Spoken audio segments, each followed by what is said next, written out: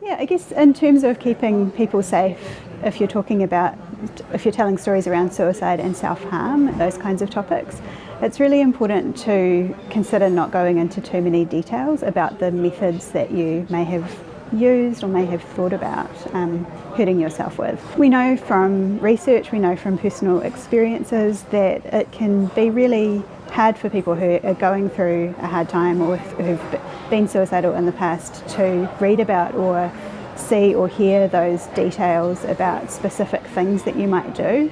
It can really take people from feeling bad, feeling low, maybe thinking about suicide in an abstract way to having a really concrete idea about what they might try or how they might go about doing something in order to hurt themselves more effectively or to die. And so that can be really dangerous. And so that's just a really key thing, is to try and avoid talking about details of methods. One thing that, again, research has shown to be helpful is actually talking about the recovery process. So when people can read about or hear a story of somebody who's been through a really hard time, who's felt suicidal, who's gotten to that point, but who has found a way to get through that and to recover and to find another way to live, that can be really powerful. Being able to relate to somebody who's been in a similar space to you and not then sort of get too fixated on what they may or may not have done when they were in that state, but to sort of learn from the coping mechanisms that they've used, the ways that they've found through, the people that they've talked to, the services they've gone to, whatever it is. It gives people ideas about how to cope and what might work for them from somebody who's really been in that space. It's not so tricky, really.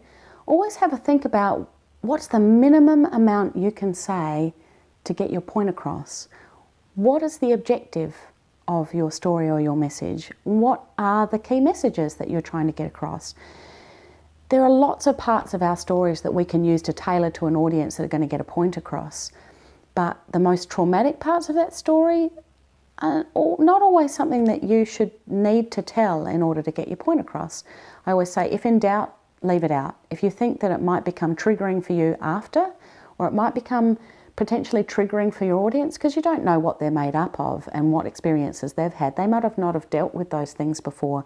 You might be quite happy holding your trauma story or your thoughts of suicide and things like that, but your audience might not be ready to hear that. You might have really unpacked it, but they may not. So the important parts to keep yourself and your audience safe are to concentrate on the things that helped you get through it. Concentrate on the recovery, not the headline. Absolute rules is never mention a suicide method, and don't go into graphic details of trauma. Those are the most triggering things. But other than that, then use someone to bounce it off before you go into telling a story or presenting it in any way through a project. Get some feedback on it and make sure that it couldn't potentially be taken the wrong way or be triggering for anyone else. And make sure after you do your project or your story that you've got someone to download with afterwards, and that's part of keeping yourself safe.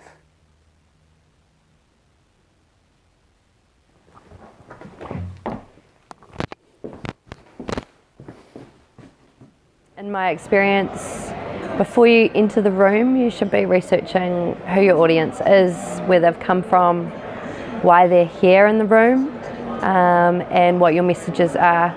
And then from that, work backwards and also think about how you're feeling on the day. If certain things have happened in your life the day before or the week before that you feel you can't go to that, then leave it out. If you feel like you do have the courage to go there, then just make sure that you're looking into the eyes of your audience before you say it and just reading them and where they're at with what you're saying.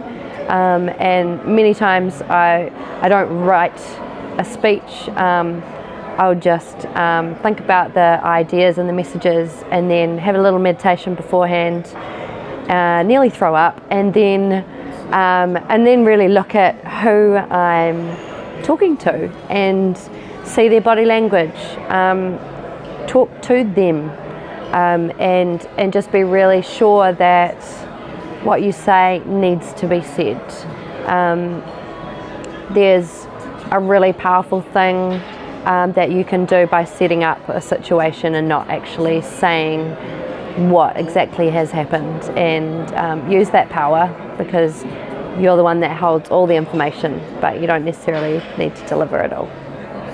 So, so I have a performance, and what we do before the performance is we just basically introduce a little bit what some of the themes are and so on, so people know what to expect, and then at the end we have a forum where everyone can talk, like Q&A kind of forum where we all talk together.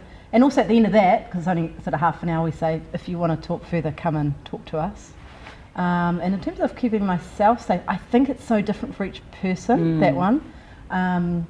But I think for me, it's a whole process I've gone through where I'm not right in the middle of the story now, and it doesn't trigger me so much. I've managed to sort of move through it, and I can stand back, be a little bit impartial.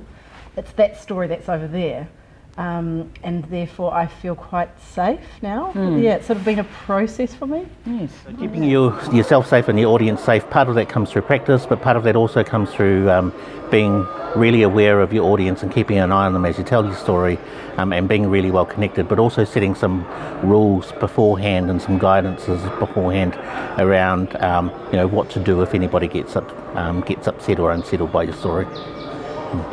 I think that comes into self-awareness for one, knowing what's going to trigger you, and mindfulness around what's going to trigger others, whether that be trigger warnings or using your story in ways that shares enough detail to understand but not enough to trigger people and become too vulnerable.